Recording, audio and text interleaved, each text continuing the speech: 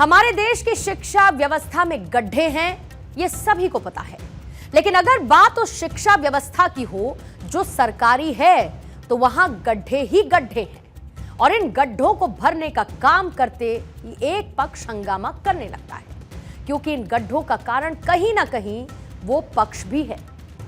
आज, कल या परसों अगर आपसे यह कहा जाए कि क्या बिना किसी आर्थिक मजबूरी के आप अपने बच्चों को सरकारी विद्यालय में भेजना चाहते हैं, आपका जवाब नो थैंक्स ही होगा। लेकिन thanks to Uttar Pradesh chief minister Yogi Adityanath कि उन्होंने एक साहसी फैसला लिया, और वो साहसिक फैसला जो उनकी सियासत के लिए एक नई सिरदर्दी बनकर खड़ा है। दरअसल यूपी सरकार ने एक नया फैसला लेते हुए यह कहा है कि सरकारी स्कूलों में अब शिक्षकों को ऑनलाइन हाजिरी लगानी होगी, यानी कि वो स्कूल जाएंगे, अपने रजिस्टर्ड मोबाइल नंबर से सरकार के पोर्टल पर लॉगिन करेंगे और अपनी अटेंडेंस को, यानी कि अपनी मौजूदगी को मार्क करेंगे। लेकिन ये हाजिरी वो तभी लगा पाएंगे जब उनकी मोबाइल लोकेशन स्कूल की लोकेशन से मैच करेगी।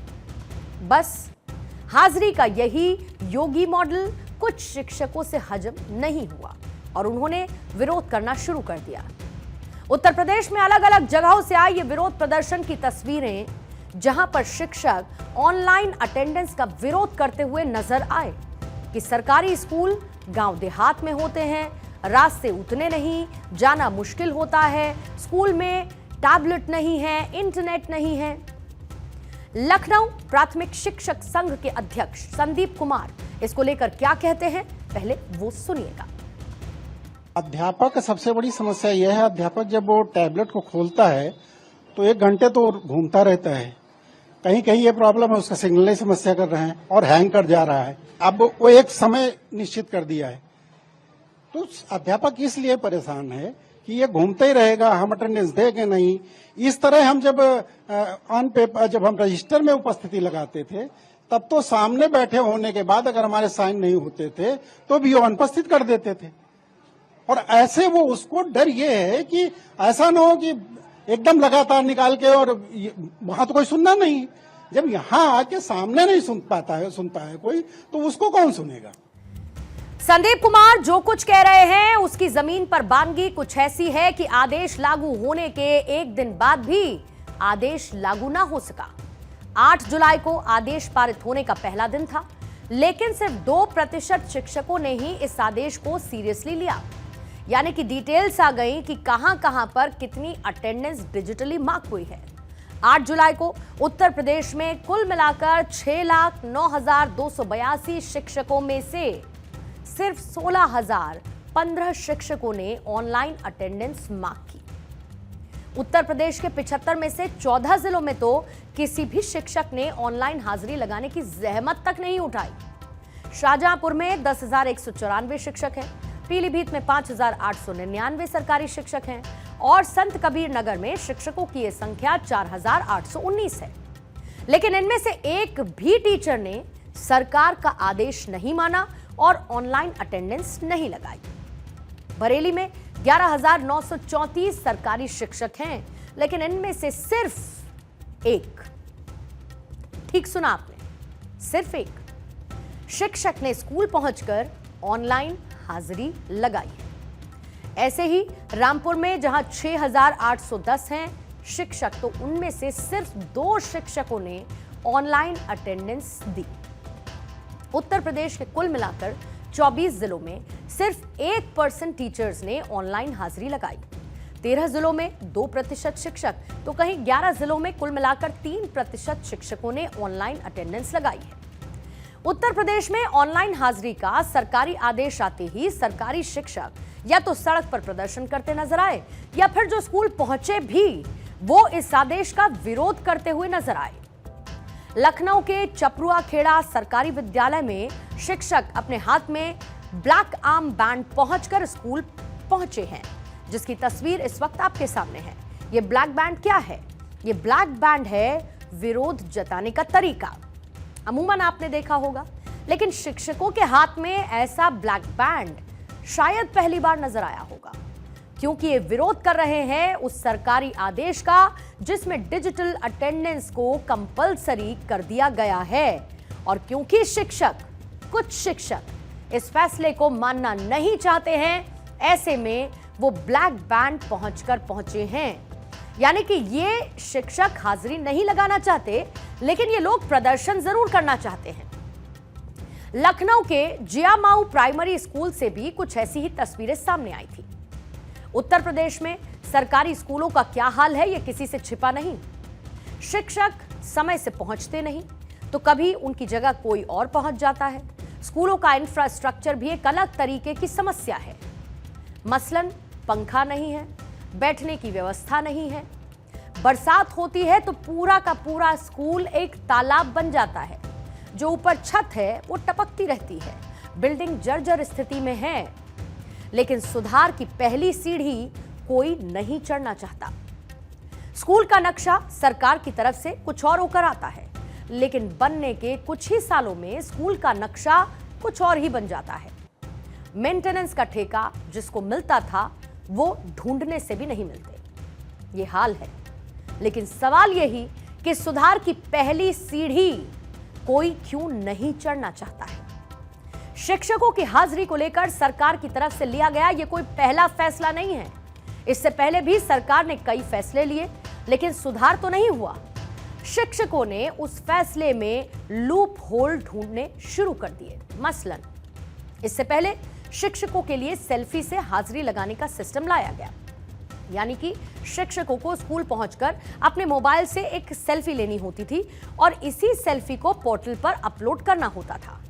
लेकिन इस हाजिरी सिस्टम के लागू होने के बाद कई शिक्षक स्कूल तो आते थे, सेल्फी भी लेते थे, लेकिन फिर घर चले जाते थे। यानी कि वो स्कूल सिर्फ सेल्फी लेने के लिए और उसे पोर्टल पर अपडेट करने के लिए पहुंचते थे। इसके बाद सरकार एक नया नियम लेकर आई कि हाजिरी बायोमेट्रिक सिस्टम से लगेगी। यानी कि शिक्षकों को स्कूल पहुंचने के बाद अपने अंगूठे से मशीन पर हाजिरी लगानी होगी। लेकिन कई शिक्षकों ने यहां पर भी लूप होल ढूंढ लिया और बाजार से अपने नकली अंगूठे बनवा लिए। नकली अंगूठे की जो कैपिंग होती है वो बनवा ली अपने फिंगरप्रिंट्स के साथ, और फिर वो यही कैपिंग स्कूल में छोड़ आते थे। उनकी जगह जो दूसरा पहुंचता था वो उनकी अटेंडेंस इस बायोमेट्रिक नुमा से मार्क कर देता था। यहां पर एक बात मैं बहुत साफ कर देना चाहती हूं कि ये सारी की सारी बातें सभी शिक्षकों पर या फिर सभी सरकारी स्कूलों के लिए नहीं है। कई शिक्षक हैं जो कि ईमानदारी के साथ अपना काम करते हैं, समय पर स्कूल जाते हैं, बच्चों को पढ़ाते हैं, सरकारी आदेशों का पालन करते हैं और फिर छुट्टी होने पर घर वापस आ जाते हैं। कई सरकारी स्कूल भी ऐसे हैं जो कि बहुत अच्छे से बच्चों को शिक्षित करने का काम करते हैं। जो बच्चे यहाँ पर पहुँचना नहीं चाहते, उनके घर जाकर उनके पेरेंट्स को जागरूक करते हैं और ये बताते हैं कि शिक्षा की महत्ता क्या है और क्यों उनके अपने बच्चों को स्कूल भेजा जाना चाहिए। लेकिन कुछ लोगों की वजह से ये पूरी की पूरी व्यवस्था बदनाम होती है, और इसका एक उदाहरण आप इन मशहूर अखबारों की हेडलाइन से भी समझ सकते हैं।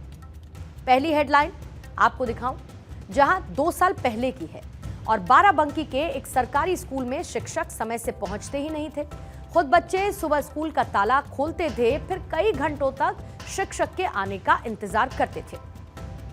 दूसरी हेडलाइन, कुशीनगर में समय पर नहीं खुलता सरकारी स्कूल, शिक्षा विभाग ने उठाया बड़ा कदम।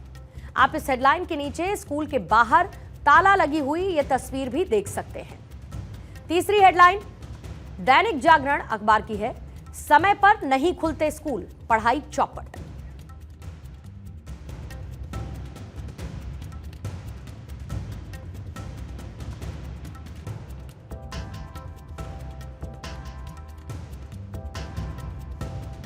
और एक हेडलाइन ये भी आप देखिए, साल 2022 की, जहां पर आगरा में बच्चे दोपहर तक स्कूल के बाहर शिक्षकों का इंतजार करते रहते थे और फिर जब शिक्षक दोपहर बाद तक भी नहीं आते थे तो ये बच्चे अपने अपने घर लौट आते थे। ये हैं कुछ हेडलाइंस, और शायद यही वजह है कि आज भी कुछ शिक्षक चाहते हैं कि ऑनलाइन हाजिरी ना लगाई जाए और इस बात में उनका समर्थन खुद उत्तर प्रदेश के पूर्व मुख्यमंत्री और सपा के मुखिया अखिलेश यादव भी कर रहे हैं। आज अखिलेश यादव ने एक पेपर कटिंग पर ट्वीट करते हुए लिखा है कि आखिरकार शिक्षकों की एकजुटता के सामने बीजेपी सरकार को डिजिटल अटेंडेंस का अपना अतार्किक निर्णय स्थगित करना ही पड़ा। बीजेपी सरकार को अब यह समझ आ गया होगा कि लोकतंत्र में जनता की आवाज ही सबसे बड़ा आदेश होती है, ना कि सत्ता की मनमर्जी। शिक्षकों को इस नैतिक विजय के लिए बधाई। हालांकि अखिलेश यादव को मिली जानकारी फर्जी निकली। सरकार ने अपना कोई आदेश वापस नहीं लिया। लेकिन आप जरा सोचिए कि अखिलेश यादव इस सुधारवादी फैसले का विरोध क्यों कर रहे हैं, और इसको आपको 2 एग्जाम्पल्स के जरिए समझा देती हूं। पहला एग्जाम्पल यह है कि उत्तर प्रदेश में 99.99% सांसद, मंत्री, विधायक, आईएएस, पुलिस अधिकारी, किसी के भी बच्चे इन सरकारी स्कूलों में पढ़ते नहीं हैं। यानी कि जिन लोगों के सिर पर सुधार की जिम्मेदारी है, उनमें से किसी का भी बच्चा इन सरकारी स्कूलों में नहीं पढ़ता। इन सरकारी स्कूलों में गरीब लोगों के बच्चे पढ़ते हैं, वो गरीब जिनके पास उतना पैसा नहीं कि वो अपने बच्चों को 5 स्टार नुमा स्कूलों में भेज सके। दूसरा, अखिलेश यादव के इस आदेश को लेकर किए जा रहे विरोध की दूसरी वजह प्योर पॉलिटिक्स है और शिक्षा व्यवस्था में सुधारों पर विरोध करने की उनकी एक फैमिली हिस्ट्री भी रही है। साल 1999 में उत्तर प्रदेश में कल्याण सिंह की सरकार बनी। आज के रक्षा मंत्री राजनाथ सिंह उस वक्त उत्तर प्रदेश के शिक्षा मंत्री बनाए गए। राजनाथ सिंह ने शिक्षा मंत्री बनते ही माध्यमिक स्कूलों में होती हुई नकल को रोकने के लिए नकल अध्यादेश का एक ऐसा नियम लागू किया जिसने प्रदेश की परीक्षा प्रणाली की तस्वीर बदल कर रख डाली। उस अध्यादेश का असर यह हुआ कि 1992 के उस साल प्रदेश में इंटरमीडिएट के 14% और हाई स्कूल के 30% अभ्यर्थी ही पास हो पाए। यानी कि आप सोचिए, नकल रोकने के लिए एक कानून लाते ही करीब 70 से 85% अभ्यर्थी फेल हो गए। यहां पर ये अभ्यर्थी फेल नहीं हुए, बल्कि पूरी की पूरी शिक्षा व्यवस्था ही फेल हो गई थी, और हमारे देश को इसकी आदत नहीं। अध्यादेश में प्रावधान यह था कि अगर कोई स्टूडेंट नकल करते पाया जाता है तो उसे जेल भेज दिया जाएगा। इस अध्यादेश का डर ऐसा था कि परीक्षा होने से पहले 1992 में रजिस्टर्ड 17% स्टूडेंट्स ने एग्जाम ही छोड़ दिया। ऐसे में हुआ ये कि इस मुद्दे को तत्कालीन सपा मुखिया मुलायम सिंह यादव ने जोर शोर से उठाया और वो इस अध्यादेश के खिलाफ छात्रों के साथ खड़े हुए। इसका असर यह हुआ कि 1993 के चुनावों में मुलायम सिंह यादव की पार्टी चुनाव जीत गई और राजनाथ सिंह, जो कि नकल रोकने वाला कानून लेकर आए, वो करीब 7000 वोटों से खुद की सीट भी हार गए। प्रदेश में समाजवादी पार्टी की सरकार बनते ही इस कानून को वापस ले लिया गया। सेल्फ सेंटर वाला नियम बना दिया गया, जिससे हुआ यह कि उत्तर प्रदेश में होने वाले एग्जाम्स की चर्चा विदेशों में भी होने लगी।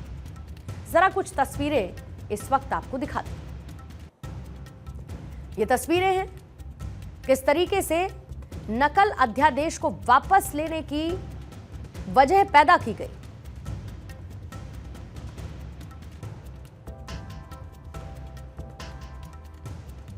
तो आप सोचिए किस तरीके से जो प्योर पॉलिटिक्स वाली वजह थी, वो प्योर पॉलिटिक्स की वजह ये थी जिसका असर ये हुआ कि जीत मिली समाजवादी पार्टी को। लेकिन समाजवादी पार्टी की जीत होने के साथ ही जैसे ही नकल अध्यादेश को वापस लिया गया, उसके बाद देखिए एक बार फिर से जो सेंटर्स थे वहां के सूरत हाल पूरी तरह से बदल गए। यानी कि एक बार फिर से वही नकल होने लगी, उसी तरीके की जो अव्यवस्था थी वो वापस से लौट आई, और ये तस्वीरें उस अध्यादेश के हटने के बाद की हैं।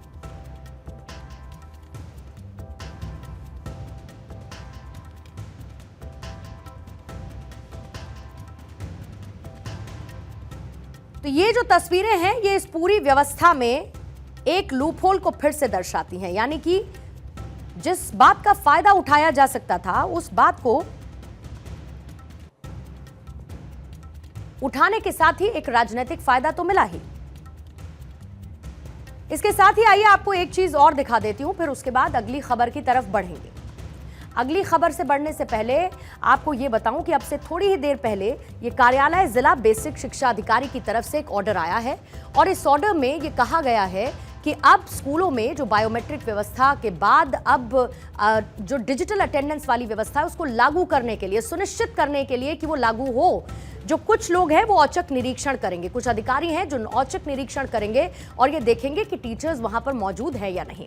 ये अब से थोड़ी ही देर पहले की खबर है, इसीलिए मैंने सोचा कि इसकी आपको जानकारी दे दूं।